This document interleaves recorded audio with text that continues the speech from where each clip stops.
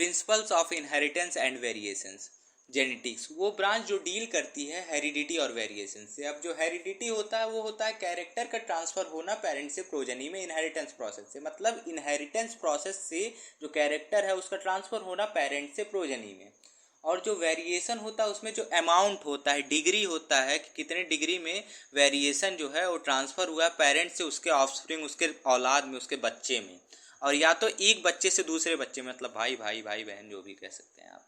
अब इस सब पे जो वर्क हुआ था जेनेटिक्स पे शुरू किए थे मेंडल चाचा ने हमारे, मतलब मेंडल ने इस पे वर्क शुरू किया था, जिसको हम बोलते हैं मेंडल लॉ ऑफ इनहेरिटेंस। इसमें मेंडल ने डिटेल दिया था, उनके एक्सपेरिमेंट को हम बोलते हैं हाइब्रिडाइजेशन एक्सपेरिमेंट।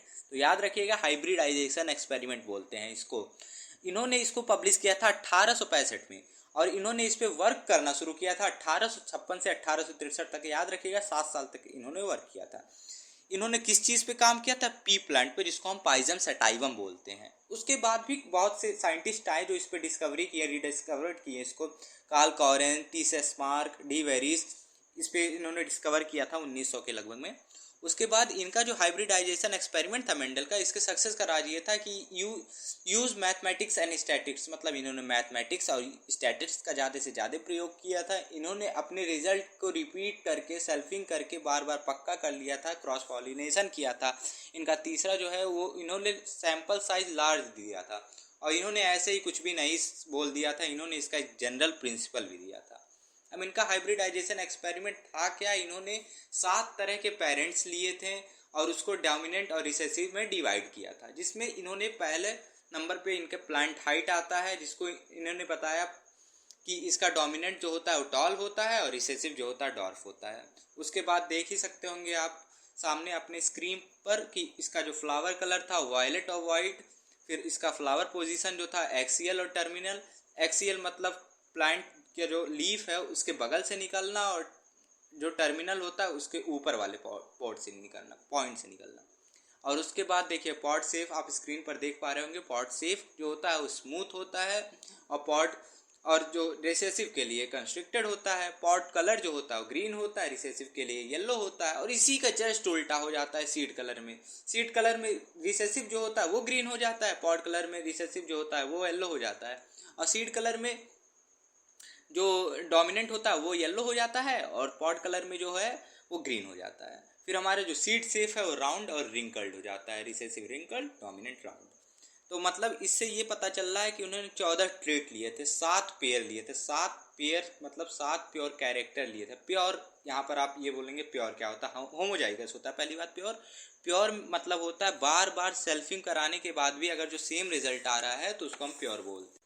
और जब इन्होंने क्रॉस कराया मेंडल ने प्योर टॉल और प्योर डॉल्फ को, तो उनको मतलब सेल्फिंग कराया, क्रॉस कराया, तो F1 जनरेशन में इन्हें टॉल मिला।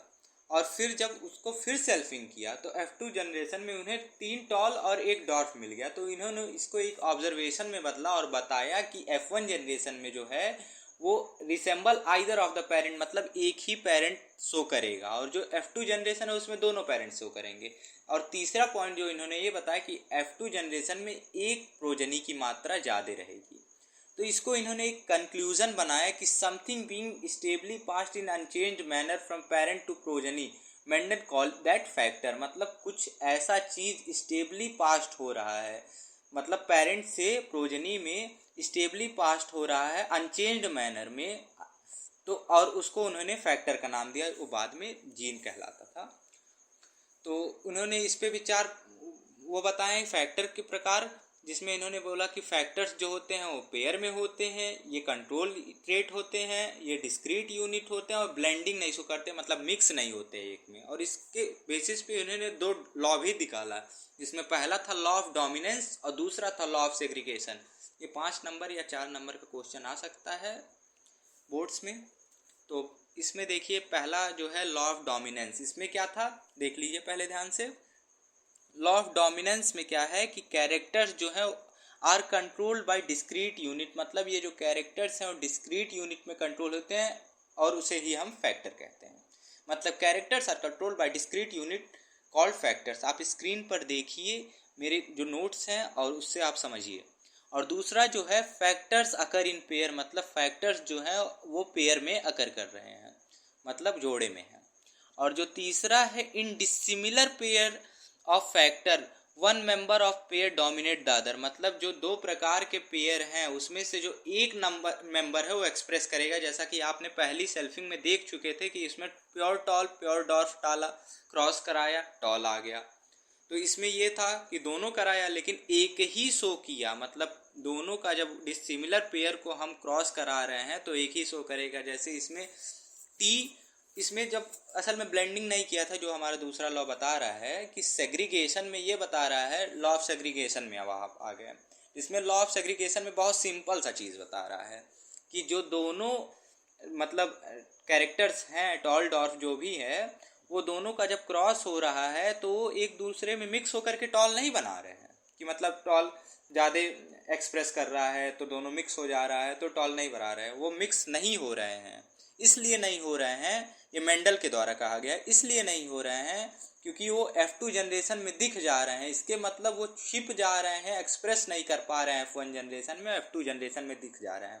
तो इसी को आप डेफिनेशन के तौर पे स्क्रीन को देख करके देख सकते हैं, या तो मैं बोल दे रहा हूँ कि alleles do not show any blending and that the both the characters are recovered as such F2 generation though these do not seen in F1, मतलब कोई ब्लेंडिंग शो नहीं करता, इसलिए F2 जनरेशन में दोनों मिल गए और F1 जनरेशन में एक्सप्रेस नहीं किया लेकिन ब्लेंड नहीं किया था, इसीलिए F2 जनरेशन में हमको दिख गया।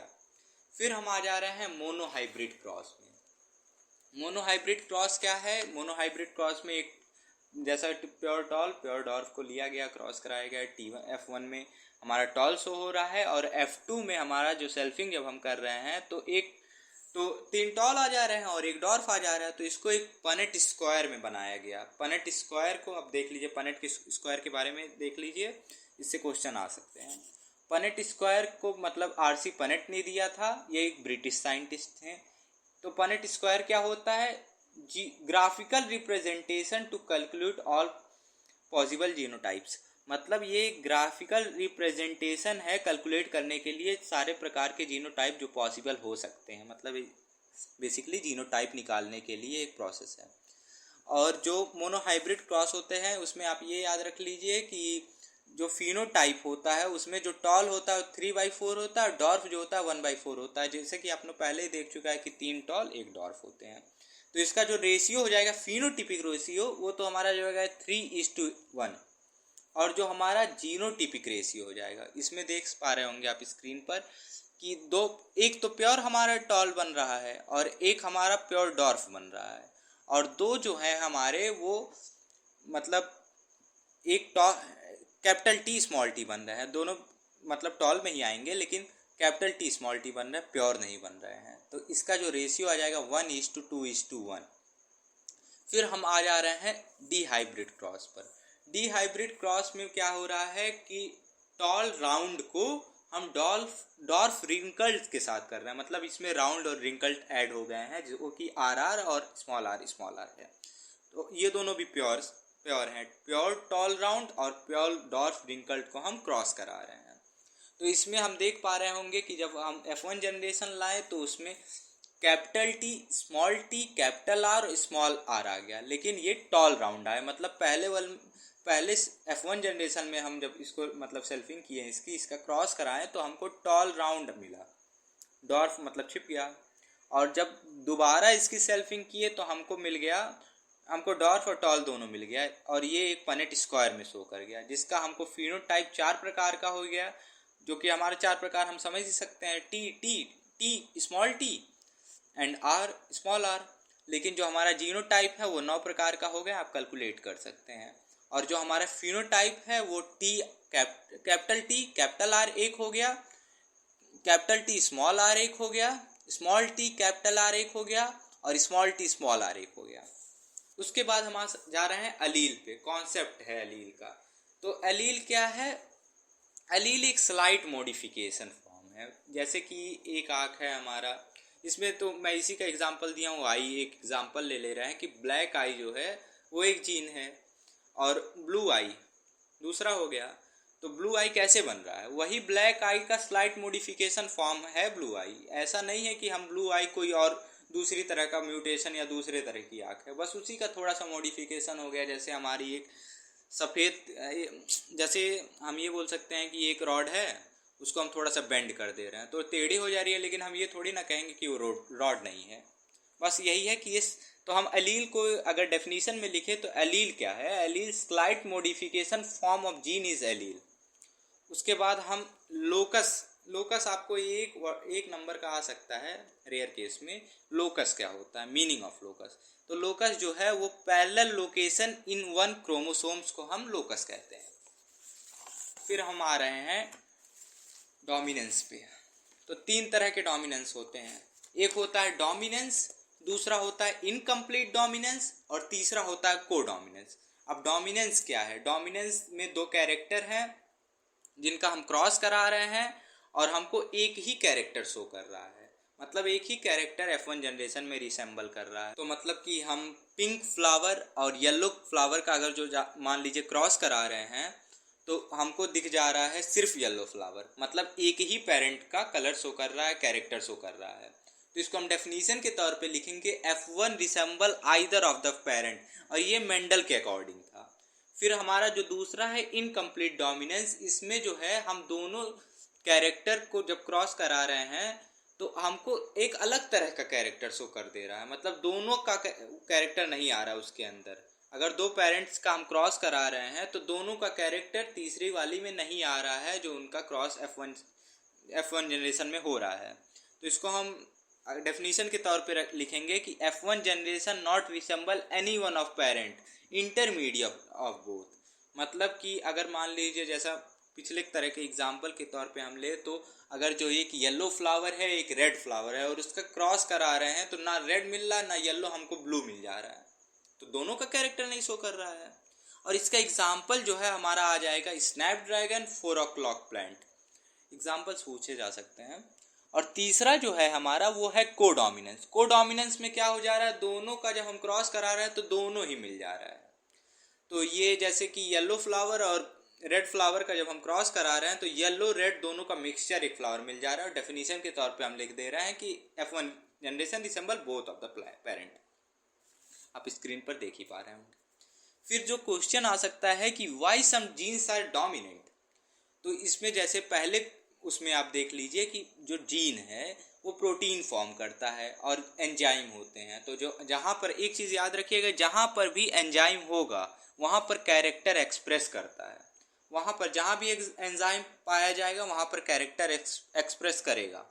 तो जीन है पहले में और वो प्रोटीन फॉर्म कर रहा है जो कि कैरेक्टर एंजाइम होते हैं, तो इसीलिए कैरेक्टर एक्सप्रेस कर दे रहा है। और जब वो दूसरे में हमारा डोमिनेंट एलील है, मतलब वो अभी पूर्ण तरह से मॉडिफाई नहीं हुआ है, अनमॉडिफाइड एलील है, तो वो जो है वो एबल है सिंथेसाइज करने के लिए एंजाइम को, मतलब एंजाइम उसके अंदर मौजूद है, इसीलिए उसमें भी कैरेक्टर शो होगा। लेकिन जो हमारा तीसरा आ रहा है मॉडिफाइड एलील, उसमें 2 प्रकार आ जा रहे हैं। इसमें एक आ जा रहा है विदाउट एंजाइम वाला और दूसरा आ जा रहा है एंजाइम के साथ वाला। तो मैंने बताया कि एंजाइम जहाँ पर होगा वहाँ पर तो कैरेक्टर एक्सप्रेस करेगा ही। तो जो नॉर्मल एंजाइम वाला है उसमें कैरेक्टर एक्सप्रेस कर दे रहा, कोई चेंज नहीं आएगा। लेकिन जो हमारा नो एंजाइम वाला है उसमें कैरेक्टर एक्सप्रेस नहीं करेगा और रिसेसिव हो जाएगा। तो फिर यहाँ पर है कोडोमिनेंस। तो मैं पहले से बता चुका हूँ कि कोडोमिनेंस में दोनों जो एलील्स हैं वो एक्सप्रेस करते हैं कम्प्लीटली। इसका एग्जाम्पल हम AB ब्लड ग्रुप है, और फिर HbA और HbS हो सकता है जो कि सिकल सेल एनीमिया का कैरियर है। फिर हमारा ब्लड ग्रुप में 3 तरह के एलील्स होते हैं, कैपिटल IA, कैपिटल IB और स्मॉल i। इसको थोड़ा ध्यान से समझिए, थोड़ा सा मतलब कंफ्यूजिंग लगेगा, इजी बहुत है लेकिन थोड़ा सा कंफ्यूजिंग लगेगा। तो बता ही चुका हूँ कि जीन आई में 3 एलील है, कैपिटल IA, कैपिटल IB और स्मॉल i। जो कैपिटल IA है उसके RBC के सरफेस पे एक शुगर पॉलीमर बनता है, और जो कैपिटल IB है उसके भी RCB के सरफेस पे एक शुगर पॉलीमर बनता है, लेकिन वो डिफरेंट तरह का शुगर पॉलीमर होता है। और जो स्मॉल i है उस पर शुगर पॉलीमर नहीं बनता है। और एक कंक्लूजन निकलता है कि जो कैपिटल IA है और कैपिटल IB है दोनों बड़ा होते हैं स्मॉल i के, और ये तो हम कह सकते हैं both capital IA and capital IB dominant over i small i। और जो कैपिटल IA और कैपिटल IB होंगे वो दोनों एक दूसरे से कोडोमिनेंस होंगे। तो यहाँ पर देख पा रहे होंगे कि 6 जीनोटाइप हैं ब्लड ग्रुप में, capital IA capital IB, capital IA small i, capital IA capital IA, capital I B, capital I B, capital I B, small I और स्मॉल आई, स्मॉल आई। तो इसमें फिनोटाइप 4 तरह के हैं basically, A B O और A B. इसमें A B जो है वो जो हमारा कैपिटल आई में जो ए बी लगा है, कैपिटल आई है और कैपिटल आई बी, और जो हमारा कैपिटल आई है, कैपिटल आई बी और कैपिटल आई ए हो जाएगा, ये हमारा ए बी के अंदर आ जाएगा, मतलब कोडोमिनेंस हो जाएगा। पहले से आप समझ सकते हैं, इसको थोड़ा ध्यान से फोकस करिए। और जो हमारा कैपिटल आई ए और कैपिटल आई ए और जो स्मॉल आई वाला लग जा रहा है वो दोनों हमारे ए ब्लड ग्रुप में आ जाएगा। और ऐसे ही जो हमारा कैपिटल आई बी और कैपिटल आई बी और स्मॉल आई हो जाएगा वो हमारा बी ब्लड ग्रुप में आ जाएगा। और जो हमारा स्मॉल आई बस एक ही रहेगा वो हमारा ओ ब्लड ग्रुप में आ जाएगा। नेक्स्ट जो आता है ये एक बहुत छोटा सा टॉपिक है, प्लियोट्रॉपी। प्लियोट्रॉपी का बस आप डेफिनेशन समझ लीजिए कि when one gene loci have more than one phenotypic effect, मतलब एक जीन लोकाई में एक से ज़्यादा फिनोटिपिक इफेक्ट है। जैसे ए बी सी, तो ए से बी और बी से सी में E1 और E2 का इफेक्ट है, मतलब 2 इफेक्ट है, मतलब एक से ज़्यादा फिनोटिपिक इफेक्ट है। इसको हम प्लियोट्रॉपी बोलते हैं, वन जीन मल्टीपल प्लियोट्रॉपिक। जिसका हमारे पास एग्जाम्पल है PKU, जिसको हम बोलते हैं फिनाइल कीटोन यूरिया, और दूसरा हमारा है स्टार्च सिंथेसिस। हाँ, इस पे क्वेश्चन आ सकते हैं। फिनाइल कीटोन यूरिया, इसके अंदर फिनाइल एलानीन को OH ग्रुप में ऐड करके, इसको आप केमिस्ट्री में पढ़ चुके होंगे, हाइड्रो ऑक्सीलेज होकर के टायरोसिन बन रहा है। और जो फिनाइल एनालिन है और टायरोसिन है ये दोनों अमीनो एसिड है, याद रखिएगा। और ये जो है T3 और T4 हार्मोन बना रहा है, मेलानिन बना रहा है, डोपामिन बना रहा है, एड्रेनलिन बना रहा है।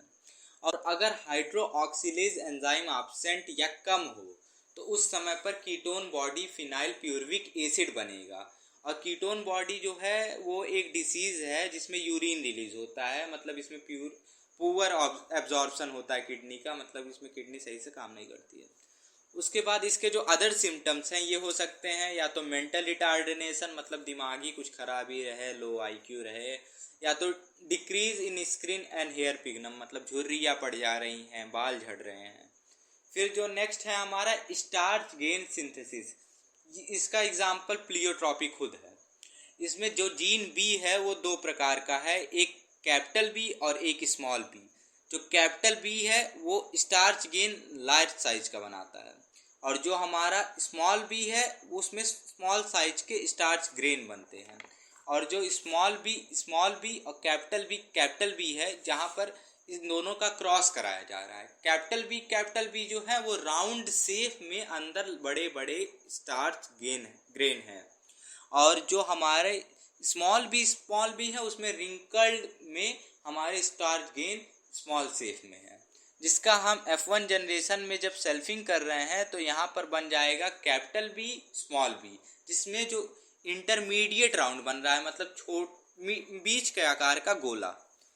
और उसके बाद दोबारा जब इसकी सेल्फिंग कर रहे हैं, पनेट स्क्वायर बना रहे हैं, तो इसमें एक तो कैपिटल बी मतलब प्योर मतलब कैपिटल बी आ रहा है, बड़े सेफ का साइज स्टार्च गेन का, और इसमें एक में कैपिटल बी और स्मॉल बी आ रहा है, तो इसमें इंटरमीडिएट सेफ आ जाएगा। और तीसरा भी कैपिटल बी स्मॉल बी आ रहा है, मतलब इंटरमीडिएट सेफ का, और चौथा जो है उसमें रिंकल्ड सेफ का स्मॉल बी वाला आ रहा है। और ये जो चारों है ये डोमिनेंस है सीड शेप में, जिसमें से 3 राउंड हो जाएंगे, 1 रिंकल्ड हो जाएंगे। तो ये जो है ये इनकम्प्लीट डोमिनेंस होगा, क्योंकि इसमें स्टार्च जो है 1 लार्ज बनेंगे, 2 इंटरमीडिएट बनेंगे और 1 स्मॉल बनेंगे। इसके बाद जो नेक्स्ट है उसमें पॉलीजेनिक इनहेरिटेंस। इसमें से बस आप ये याद रख लीजिए पॉलीजेनिक इनहेरिटेंस में कि when more than one loci control single trait polygenic inheritance, जब एक से ज़्यादा लोकाई कंट्रोल कर रहा हो सिंगल, और उसे हम पॉलीजेनिक इनहेरिटेंस बोलते हैं। और जितना ज़्यादा डोमिनेंट एलील होगा उतना ही ज़्यादा कैरेक्टर एक्सप्रेस करेगा, तो इसे हम क्वांटिटेटिव इनहेरिटेंस भी बोल सकते हैं।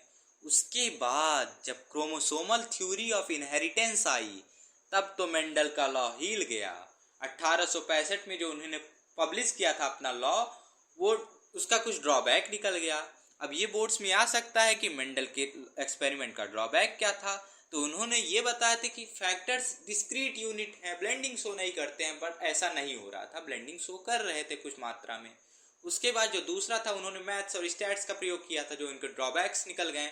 तीसरा, इन्होंने सब कुछ तो बताया पर इनके लॉ में फिजिकल बेसिस ऑफ इनहेरिटेंस तो मिसिंग थी। और चौथा, इनका जो लॉ था वो पब्लिश ही नहीं हुआ था रेंज में, मतलब वाइड रेंज में इनका लॉ पब्लिश ही नहीं हुआ था। उसके बाद मैंने बताया कि 1900 में इसकी रीडिस्कवरी हुई थी, जो कि कार्ल कॉरेस, टिस्मार्क और डी वेरिस ने किया था और भी अन्य साइंटिस्टों ने किया। फिर 1901 में बोवेरी जी आए। उन्होंने क्रोमोसोम्स के डिटेल के बारे में बताया और बिहेवियर के बारे में बताया at the time of division. Sutton and Boveri जो हैं उन्होंने क्रोमोसोमल बिहेवियर और मेंडल फैक्टर के नॉलेज को कंबाइन किया और एक क्रोमोसोमल थ्योरी दे मारी, जिसमें उन्होंने बताया कि जो फैक्टर हैं वो भी वैसा ही बिहेव करते हैं जैसा क्रोमोसोम्स बिहेव कर रहे हैं।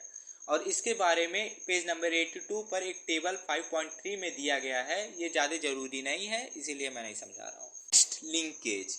टी.एच. मॉर्गन ने स्टडी किया था लिंकेज के बारे में ड्रोसोफिला पर, जहाँ पर उन्होंने बहुत सारे डिहाइब्रिड क्रॉस कराए थे, जहाँ पर उन्होंने बताया था कि अगर एक क्रोमोसोम्स पे एक से ज़्यादा जीन प्रेजेंट रहे तो उसे हम लिंक्ड जीन कहेंगे। तो इसका डेफिनेशन होगा 2 genes of different character on same chromosomes due to which no independent assortment occur. जैसा कि मैंने पहले ही बताया था, एक क्रोमोसोम्स पे एक से ज़्यादा जीन प्रेजेंट हो, मतलब 2 जीन प्रेजेंट हो।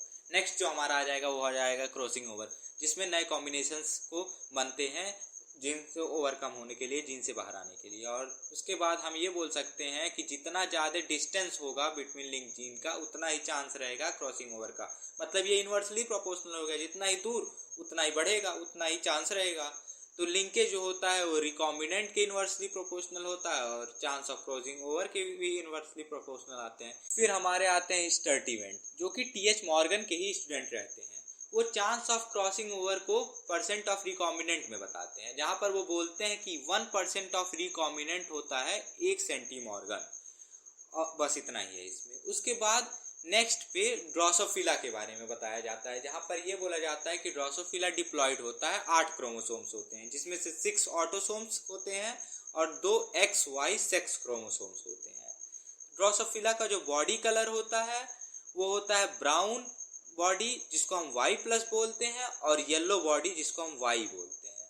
आई कलर होता है वो होता है रेड आई और वाइट आई, जहाँ पर रेड आई को हम W+ बोलते हैं और वाइट आई को हम W बोलते हैं।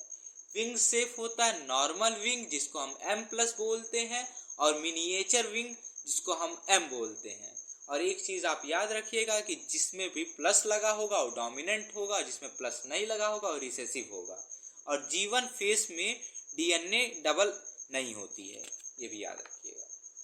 सेक्स डिटर्मिनेशन 1891 में हैकिंग ने स्टडी किया था स्पर्मेटोजेनेसिस इन इंसेक्ट और ऑब्जर्व किया था कि मेल इंसेक्ट में डेंस स्ट्रक्चर पाया जाता है और एक्स बॉडी होता है, एक्स क्रोमोसोम्स होते हैं, 2 प्रकार का स्पर्म होता है।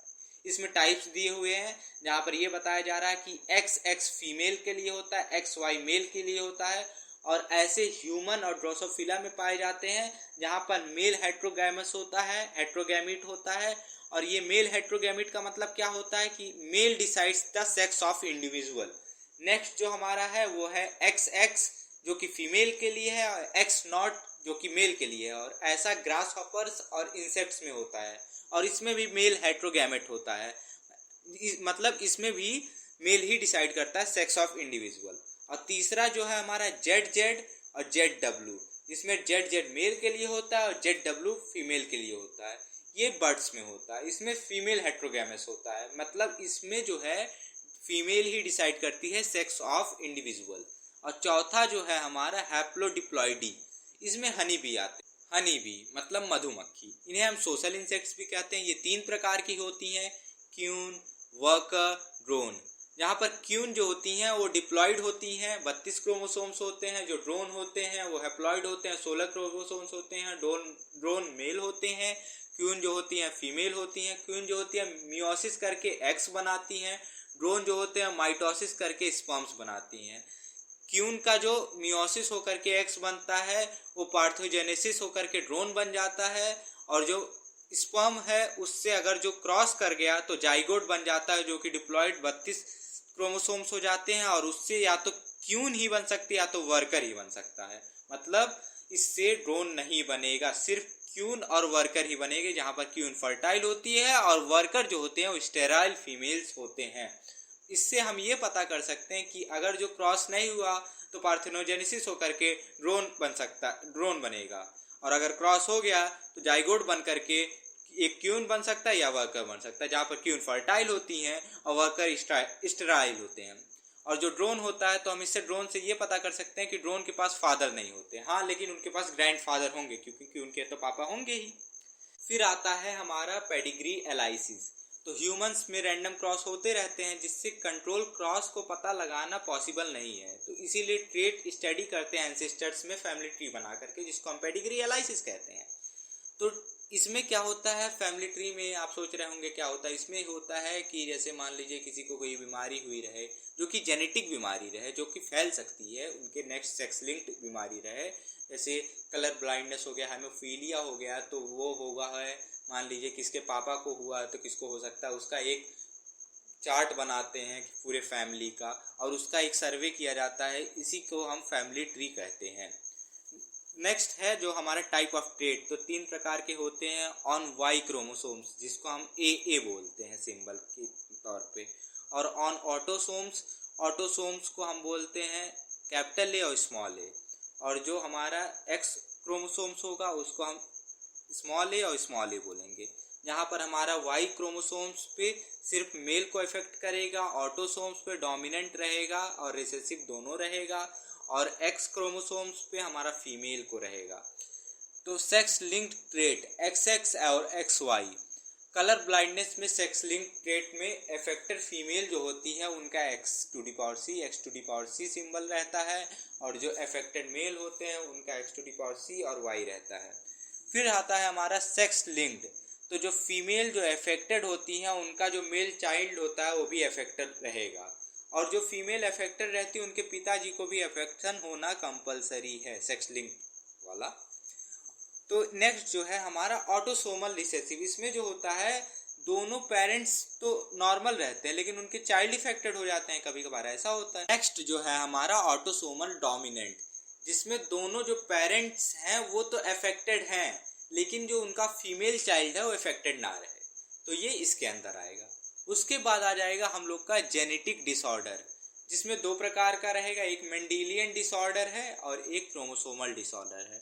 मेंडेलियन डिसऑर्डर जो है वो मेंडेलियन पैटर्न को फॉलो करता है, इनहेरिटेंस पैटर्न को, जिसमें पॉइंट म्यूटेशन से बनता है और पेडिग्री स्टडी किया जाता है। फिर हमारा आता है क्रोमोसोमल डिसऑर्डर, इसका जो रीज़न होता है वो एनियोप्लॉइडी होता है due to non destruction in anaphase 1, और इसका एग्जाम्पल जो हो जाएगा वो हो जाएगा डाउन सिंड्रोम, टर्नर्स, कल्फर्स और सिंड्रोम्स, इसके बारे में ब्रीफली पढ़ेंगे।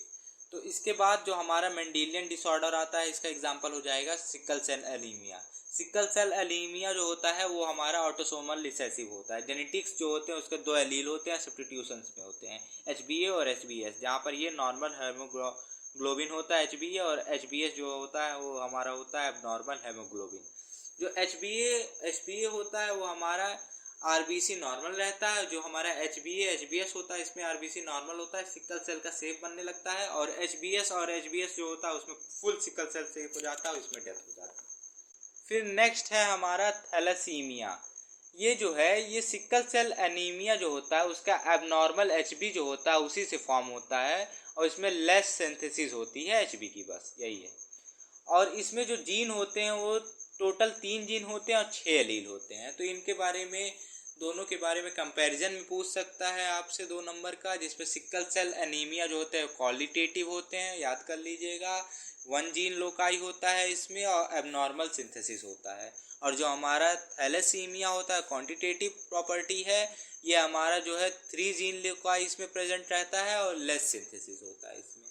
फिर नेक्स्ट आ जाते हैं हम हेमोफीलिया पे, जिसको हम ब्लीडर डिसीज भी कहते हैं। इसमें जो होता है ब्लड क्लॉटिंग हो जाता है, 13 फैक्टर्स इसमें होते हैं नीडेड, और इसे हम कैस्कोड कहते हैं। इसमें जो अगर फैक्टर्स मिसिंग होते हैं तो ब्लड क्लॉटिंग टाइम इंक्रीज हो जाता है। इसमें फैक्टर 8 मिसिंग होता है, फैक्टर 8 मिसिंग होता है तो हमें हेमोफीलिया होता है। ये सबसे पहले पाया गया था क्वीन विक्टोरिया के सन में, मतलब रॉयल फैमिली ऑफ इंग्लैंड में। इसके बाद बताया जा रहा है कि अगर जो XX रहे तो वो फीमेल इफेक्टेड रहेगी और उसमें उसका डेथ हो जाएगा, और अगर XX और X रहे तो वो कैरियर रहेगी, इसमें वो नॉर्मल रहेगी, और अगर जो XX रहे तो उसमें भी वो नॉर्मल रहेगी। और अगर मेल में XY रहे तो वो नॉर्मल रहेगा, और अगर XHY रहेगी तो वो अफेक्टेड रहेगा और बाद में लेटर जाकर के उसकी मौत हो जाए। फिर नेक्स्ट हमारा आ रहा है क्रोमोसोमल डिसऑर्डर। इसका रीज़न यह है कि एनियोप्लॉइडी होता है, अनइक्वल डिवीज़न होता है क्रोमोसोम्स का, इसके कारण नॉन डिसजंक्शन होता है क्रोमोसोमिंग एनाफेज 1 में।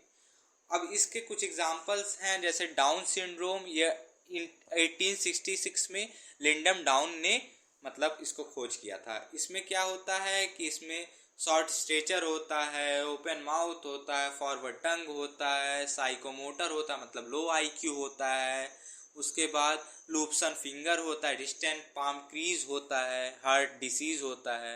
और जो दूसरा है हमारा टर्नर सिंड्रोम, इसमें 44+ XO नॉट क्रोमोसोम्स पाया जाता है। ये कांट फर्टाइल अनफर्टाइल होते हैं, फीमेल जो स्टेराइल होती हैं, शॉर्ट स्टेचर होती हैं। जो तीसरा हमारा है क्लेन-फिल्टर सिंड्रोम, इसमें फीमेल नहीं मेल 44+ XXY क्रोमोसोम्स होते हैं, मतलब एक्स्ट्रा X क्रोमोसोम्स इसे होते हैं। इसकी वजह से मेल स्टेराइल हो जाएगा, नॉट वेल टेस्टिस होते हैं इनके पास, गाइनोकॉमेस्टिया भी हो जाता है, मतलब ब्रेस्ट डेवलपमेंट भी इसमें हो सकता है। फिर आता है हमारा कलर ब्लाइंडनेस। इसमें 3 कलर होते हैं, रेड, ग्रीन और ब्लू। इसमें X क्रोमोसोम्स प्रेजेंट होता है। जैसे इसका आता है रेड ग्रीन कलर ब्लाइंडनेस, इसमें जो इंसान होता है वो फ़र्क नहीं पता कर पाता है रेड और ग्रीन के बीच में। फिर ये बता रहा है कि 0.4% फीमेल को कलर ब्लाइंडनेस होता है और 8% मेल को कलर ब्लाइंडनेस होता है। ये इसलिए क्योंकि मेल को जो कलर ब्लाइंडनेस होता है उसमें उसके मदर को अगर जो वो कैरियर रहे तब भी उसको हो जाएगा, लेकिन अगर जो फीमेल को होता है तो उसके मदर को अफेक्टेड होना चाहिए और फादर को एटलीस्ट कैरियर होना चाहिए, जो कि लो पॉसिबिलिटी होती है। इसीलिए 0.4% ही फीमेल को कलर ब्लाइंडनेस होती है, जहाँ पर 8% मेल्स को कलर ब्लाइंडनेस होता है।